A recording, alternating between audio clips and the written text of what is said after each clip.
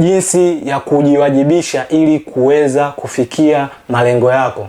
Ukishakuwa na malengo, ni lazima utengeneze namna ya kuweza kujiwajibisha ili usiachane na yale mambo ambayo unataka kuyafanya. Sasa kuna aina mbili za kujiwajibisha ili uweze kutimiza malengo yako.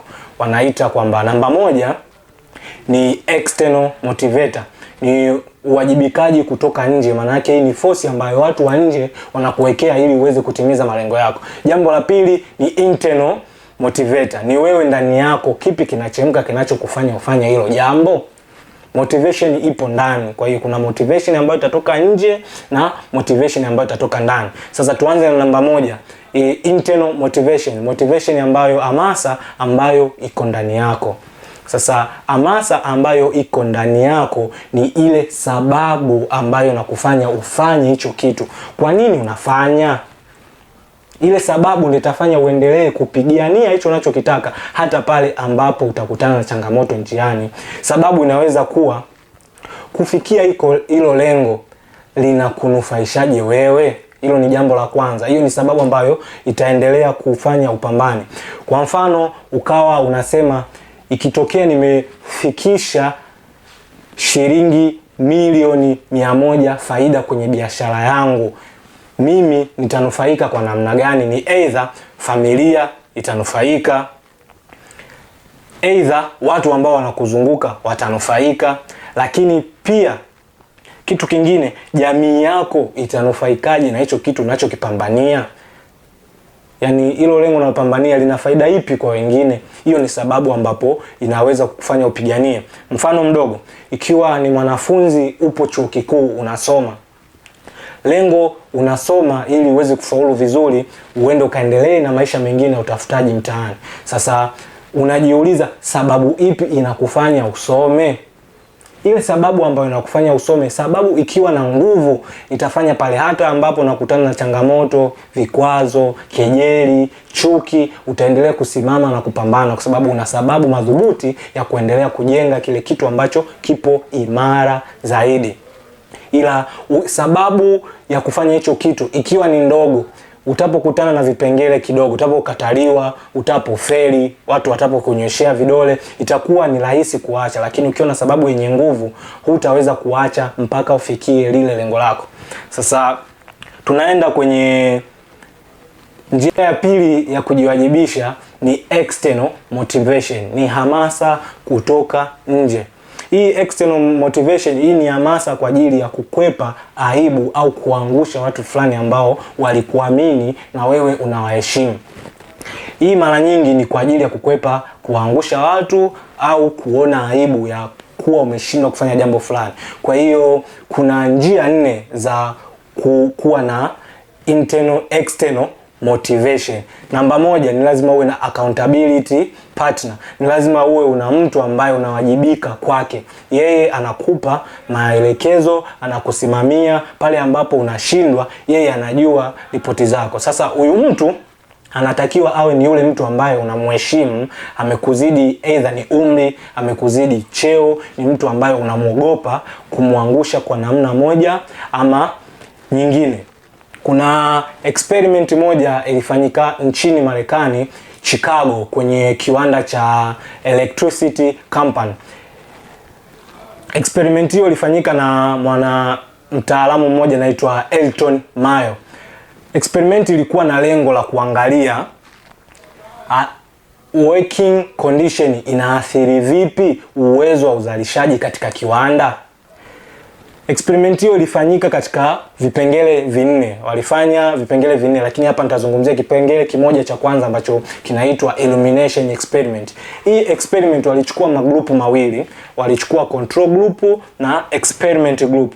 Control group wenyewe walikuwa wanafanya kazi ambapo kiasi cha mwanga kwenye kiwanda ulikuwa ni ule ule au badiliki, lakini experiment group hawa walikuwa wanafanya kazi kwenye kiwanda lakini kulikuwa kuna variation ya mwanga, maana yake kupungua na kuongeza kwa mwanga. Lakini baada ya kufanya research na tathmini, wakaja na majibu kwamba uzalishaji wa wale ambao walikuwa wanafanya wakati kuna mwanga na wale ambao walikuwa wanafanya wakati mwanga unaongezeka na kupunguzwa, kiasi cha uzalishaji ulikuwa ni sawa na ulikuwa unaongezeka bila kujalisha hali ya mwanga. Sasa experiment ikaja kuconclude ya kwamba mtu akishajua anasimamiwa huwa anaweka juhudi na nguvu ya kufanya kwa ubora ili asiangushe yule ambaye anamsimamia.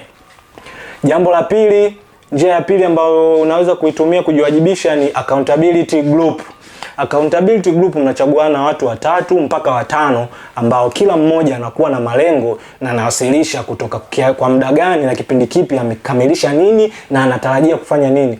Hii hata kama wewe kwa mwezi wa kwanza, wa pili, wa tatu, wa nne hautafanya chochote, kwa kadri ambavyo mnakuja kuripoti utajua wenzako wanapiga hatua na wewe itakupa hamasa ya kuendelea kama wenzako. Sasa hii accountability group ni wewe unaweza ukachagua wewe, kwa sababu ndo unajua nani anaweza akafaa, nani anaelekea wapi. Kwa hiyo utachagua wenzako, utaweka group. Kwenye ile experiment ambayo alifanya Elton Mayo, experiment namba 4 ambayo alikuwa anaita benki wiring experiment, walichukua wafanyakazi 14 wa benki alafu wakawa wamewaweka katika kundi wafanye kazi pamoja. Sasa baada ya kufanya kazi pamoja, research ikaja na majibu kwamba kundi linaathiri kiasi cha uzalishaji ndani, yani inaathiri kiasi cha uzalishaji cha watu wakiwa katika kundi. Yani mkifanya kazi katika kikundi, kundi lina athari kubwa katika uzalishaji wa mtu mmoja mmoja. Manake ukiangalia average ya kila mtu kwenye hilo kundi walikuwa kwamba uzalishaji wao unafanana. Hii ikaja kuthibitisha kwamba kundi lina uwezo mkubwa sana wa kuinfluence uzalishaji wa watu wengine. Namba 3 ni kuweza kutoa hela au kulipa gharama kwa ajili ya kupata huduma fulani. Sasa hii njia mojawapo ni kama unataka kufanya mazoezi lakini unakuwa mvivu kufanya mazoezi. Sasa hii inafanyaje kazi?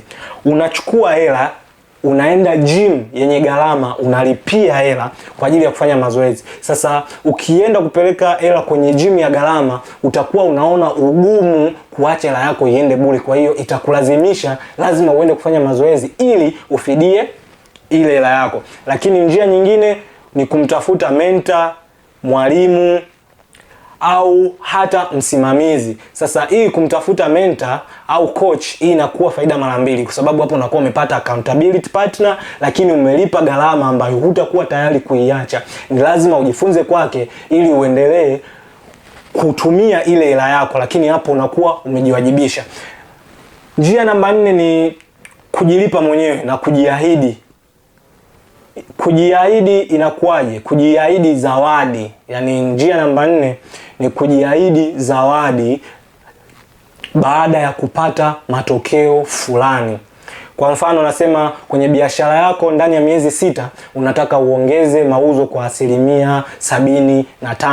Na baada ya kuongeza mauzo 75%, utasafiri kwenda Zanzibar kama zawadi ambayo umefanya baada ya kuongeza mauzo yako. Hii itaipa ubongo wako hamasa, ikiamini kwamba baada ya kufanikisha nitaenda Zanzibar au nitaenda Dubai kama motisha ya mimi kuweza kufikia lengo langu.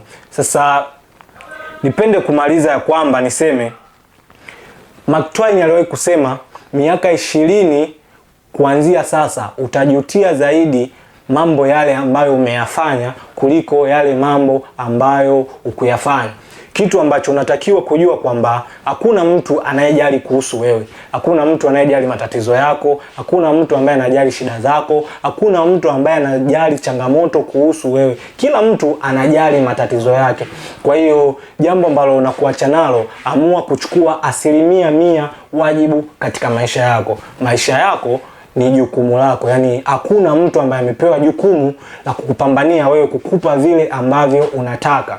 Ni lazima upange mkakati wa kule unakotaka kufika, ili usiishie kuwalaumu watu kwamba hawakusaidii, watu hawakupi vile unataka. Amua kujipambania, unaweza na unaweza kufanikiwa. MJ DeMarco aliwahi kusema kwamba I would rather to live in regret of failure than to live in regret of never trying, akimaanisha kwamba ni bora kuishi katika majuto ya kufeli kuliko kuishi katika majuto ya kuto kujaribu kabisa. Kwa kuendelea kujifunza zaidi, fuatilia mitandao yetu ya kijamii ili kuweza kupata maarifa katika nyanja tofauti tofauti.